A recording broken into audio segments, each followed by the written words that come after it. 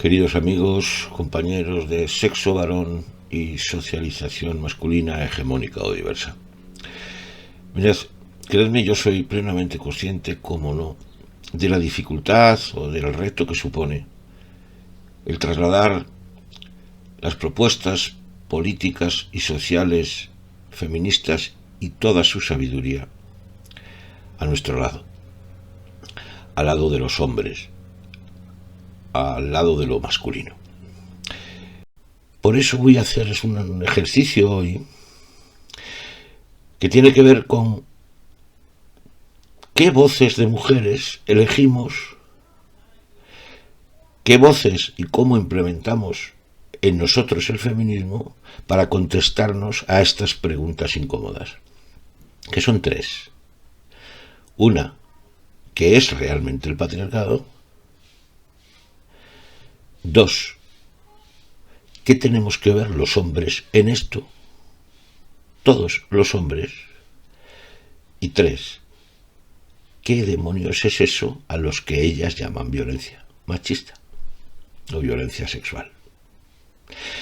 Y para contestar estas tres preguntas vamos a utilizar la guía de una mujer feminista que para mí es referente, que es Sheila Jeffreys. Vamos con la primera pregunta. ¿Qué es el patriarcado? Jeffreys came to Leeds as an academic and was the revolutionary feminists' leading ideologue. I was in socialist feminist groups in the early 70s, and what concerned me about socialist feminism is it wasn't naming men and looking at the power relationship between men and women. It was all what we used to call women and Ireland, women and this, women and that. So I was very concerned to problematise the role of men. I was in a London socialist feminist group with Sandra McNeill, and we wanted to reorientate the politics so that we could look at what men were doing. And that's where revolutionary feminism came from, really.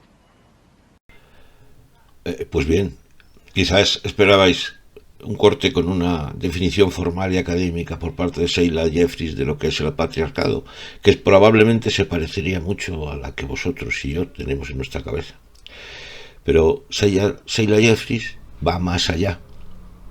Dice que ella ha llegado a fatigarse de escuchar constantemente el dual mujeres y patriarcado, mujeres y machismo, mujeres y misoginia.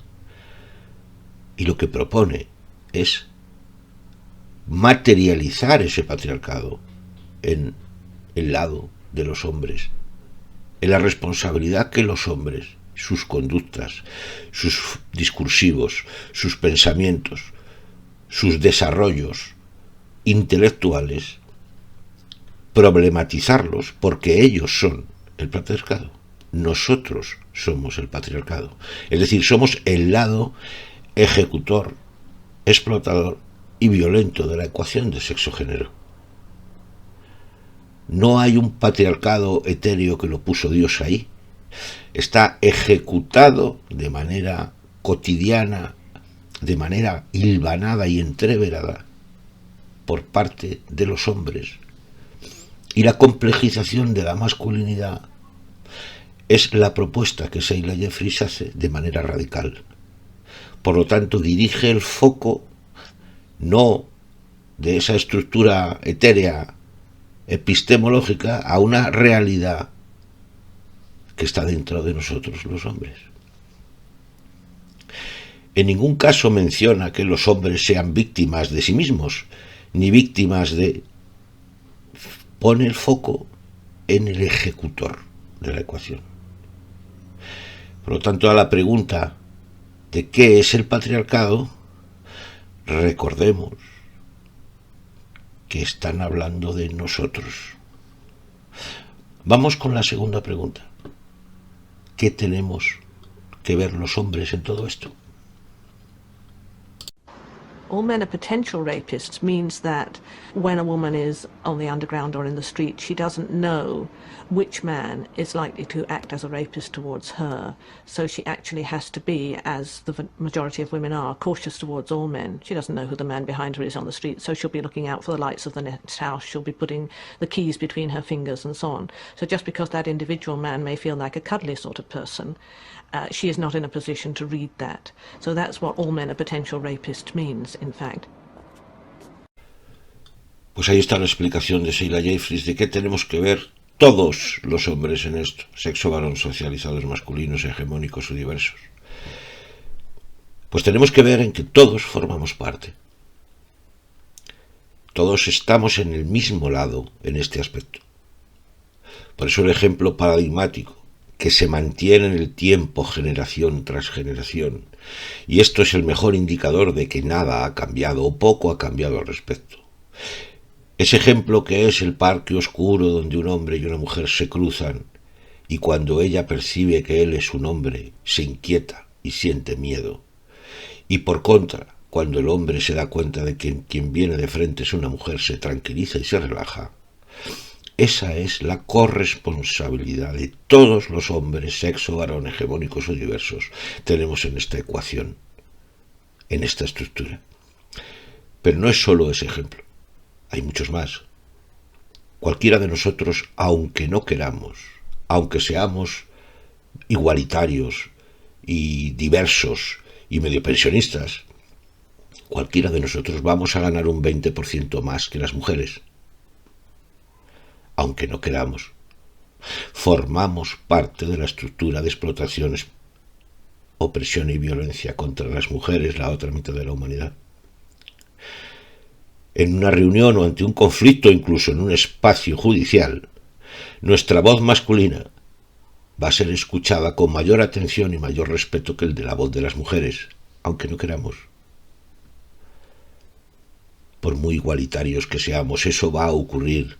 Porque así es la estructura del sexo-género. Hombres versus mujeres. Por lo tanto, ¿qué papel tenemos los hombres en esta ecuación de desigualdad y de injusticia social? Todo el papel de opresor. De manera directa o de manera corresponsable, por pertenecer y recibir los privilegios del lado opresor y victimario. No parece que en este análisis tenga sentido hablar de que los hombres también lloramos, que los hombres también sufrimos, que los hombres también somos víctimas.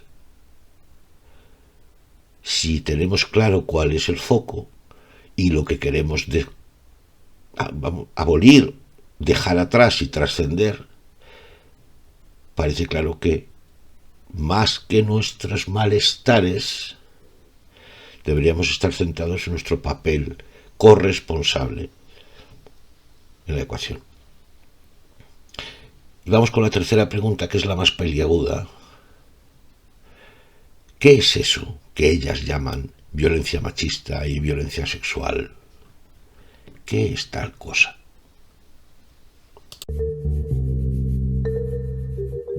In Women Against Violence Against Women, we were particularly concerned to act against pornography and sexually violent films because we thought that they were indeed the propaganda of women hatred, and that was where a lot of the creation of the attitudes of sexual violence came from. As revolutionary feminists, we argued, and I would still argue, that pornography is violence against women. A estas alturas es probable que muchos hombres ya pensemos que un hombre le meta 2 hostias a su pareja o la asesine, eso es violencia machista. O que un tío o varios tíos cojan a una chavala y la violen en un descampado, eso es violencia sexual. Y en ese límite razonable de violencias, ahí nos paramos. Pero fijaros lo que dice Sheila Jeffreys.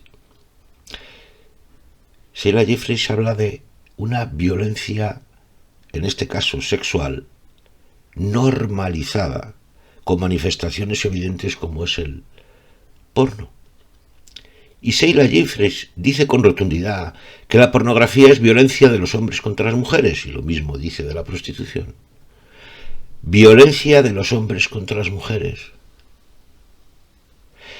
Es decir, lo que ellas consideran como violencia machista y sexual está mucho más allá, visto desde su lado como sujeto político, de lo que muchos de nosotros consideramos como violencia. Porque hemos escuchado muchas veces ya, sobre todo a cierta neomasculinidad, decir, bueno, ni te cuento la de toda la vida, que el porno solo es ficción. Caballeros, señores, hombres, hegemónicos y diversos, existen voces feministas, mujeres, que nos están diciendo que la pornografía es violencia contra las mujeres. ¿Qué demonios hacemos nosotros, que somos el patriarcado y que además somos corresponsables de él, cuestionándolo? Y esas voces no nos interesan, ¿verdad? Esta es la tercera pregunta clave que debemos hacernos. La definición de violencia machista y violencia sexual, ¿quién la ha de poner? ¿Nosotros? ¿O el lado más radical y reivindicativo de la ecuación? Si tuviéramos conciencia y de deseo cierto de transformar la sociedad y dejar de pertenecer a ese lado, seguiríamos las voces radicales, no las acomodaticias. Sheila Jeffreys sigue trabajando. But when you consider how much influence we had as just a few hundred women who went out on the street with placards, it's extraordinary that we achieved what we did.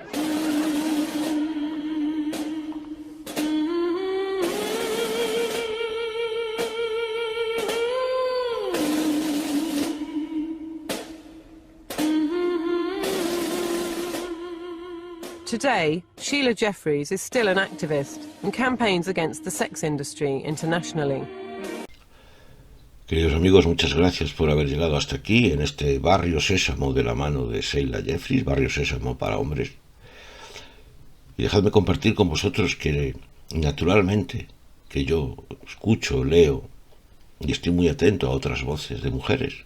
Yo leo a Federici, leo a Segato, por supuesto a Butler, apreciado. Pero también tengo una biografía y pertenezco a una sociedad y tengo 56 años. Y soy plenamente consciente